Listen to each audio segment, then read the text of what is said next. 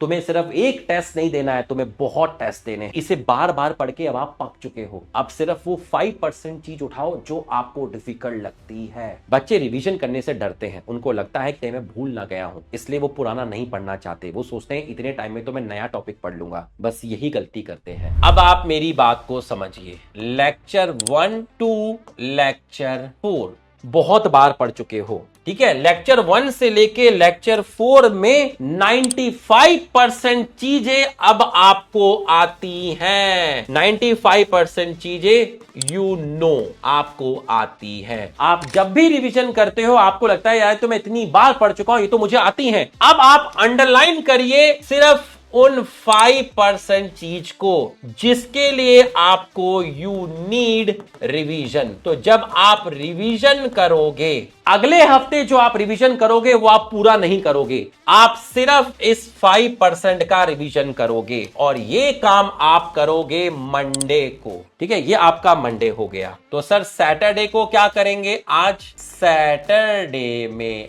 आप आज का रिवीजन करना, क्योंकि कल आपका टेस्ट है तो टेस्ट में आज का पोर्शन तो आएगा नहीं। तो आप आज क्या करना, आज आप सिर्फ 20 मिनट्स लगा के लेक्चर 8 का रिवीजन कर लेना। ये मत सोचना कि कल टेस्ट में ये नहीं आ रहा तो मैं इसे भी नहीं पढ़ूं। नहीं, तुम्हें सिर्फ एक टेस्ट नहीं देना है, तुम्हें बहुत टेस्ट देने हैं, ठीक है। लंबा सोचना है, लंबा सोचना है। संडे को आपका टेस्ट होगा, उसके बाद ट्यूसडे में आप lecture 5 plus lecture 6 plus lecture 7 का पूरा एनसीईआरटी बूस्टर करेंगे। पूरा का पूरा एनसीईआरटी बूस्टर करेंगे। और वेडनेसडे को आप L1 टू L8 सारी की सारी सिर्फ डीपीपी सॉल्व करेंगे, ठीक है। डीपीपी सॉल्व करने में लगेगा 1 घंटा। और थर्सडे को भाई फिर आएगा। देखो रिवीजन करने का पैटर्न मैंने देखो थोड़ा सा चेंज किया। क्यों?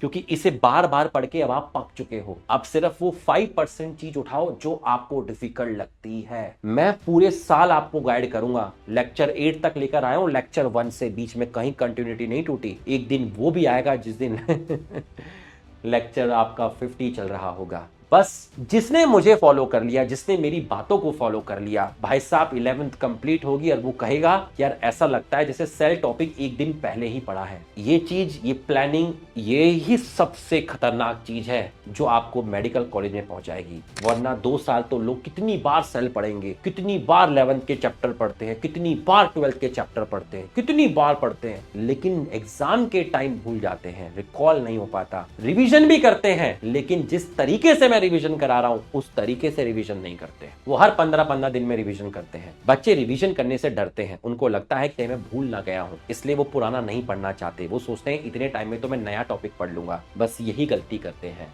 समुद्र में कूदना तो पड़ेगा भाई, समुद्र में कूदना पड़ेगा। तेरे को तैरना आता है ना तो कूद जाना भाई, डूबेगा तो नहीं ना, डूबेगा नहीं। समझ में आया? तो आज बैटल ग्राउंड भी है आपका 8:30 बजे, जिसमें बॉटनी के क्विज होंगे, तो हम उसमें मिलेंगे, ठीक है। संडे को कोई रिवीजन लेक्चर नहीं आएगा, संडे छुट्टी होती है बच्चों की, तो कानूनी तौर पे उस टाइम हम कोई भी लेक्चर प्रोवाइड नहीं कर सकते। मंडे को रिवीजन लेक्चर आएगा। मंडे को आज के टॉपिक का रिवीजन लेक्चर आएगा। मंडे को L8 का रिवीजन लेक्चर आएगा जिसकी ड्यूरेशन होगी 5 मिनट्स। तो कमेंट करके बताइएगा, फीडबैक जरूर दीजिएगा, कमेंट करके बताइएगा और आप बताइएगा कि आपको लेक्चर कैसा लगा, आपको पढ़ाई कैसी लगी। अगले वीक ये चैप्टर हम खत्म कर लेंगे। जाने का मन तो नहीं करता बट आज जाऊंगा, तभी नेक्स्ट टाइम आऊंगा। मस्त होके बैठना, चौड़े होके बैठना, स्ट्रेस फ्री होके बैठना, क्योंकि भाई फिर आएगा। ऐप में कमेंट करके बता देना लेक्चर कैसा लगा। जाने की इजाजत दीजिए सभी लोग। चलो थैंक यू लिख दीजिए। मन तो नहीं करता यार, 8 लेक्चर में फैमिली बन चुके हो तुम, लगता है जन्मों का रिश्ता है।